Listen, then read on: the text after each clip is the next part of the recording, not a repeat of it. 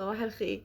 انا اشتريت هايلايتر بيعمل انعكاس الوان، يعني كنت عايزه اي شادو بيعمل انعكاس الوان فما لقيتش، فقلت انا مش عايزه اروح وانا ايدي فاضيه، فاشتريت الاتنين. هو بصراحه سعره مش غالي، ب40 جنيه، فانا قلت اجرب. انا كنت عايزه اشتري الابيض، بس انا برضو عجبني لون البينك عشان انا فجاه بقيت انسانه رقيقه في الحياه. فبصوا هو فرش كده عادي، بس انا اكتشفت ان احنا ممكن نحطه زي ليب جلاس عادي، وممكن نحطه اي شادو، وممكن نحطه هايلايتر. هتحطيه في اي حته في وشك هيقلب الوان. نقطه كده كنت بجربها قبل الفيديو عشان اشوف الاضاءه هتبين لكم ولا لا. المهم ان هو براند اسمه ميني ستار، ده براند صيني، كل حياتنا بقت صيني فعادي. هو عجب اللي خلينا اشتريه بقى ان هو العبوه بتاعته شكلها حلو، يعني شكلها نظيف. فتعالوا بقى نجربه كده. بصوا نحط كده اهو.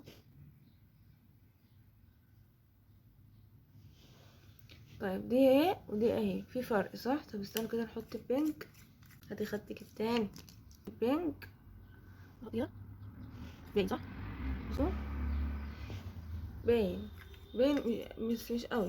المهم انتي لو قابلتي الماركه دي ما تشتريهاش عشان هي حاجه عاديه مش باين قوي. انتوا فاكرين ان انا مصدقه ان هو باين قوي؟ لا هو مش باين قوي، يعني انا هحطه عشان انا شاريه ودافعه فيه فلوس. لو انتي لقيتيه ما تشتروش، اشتري حاجه احسن منه. باي باي.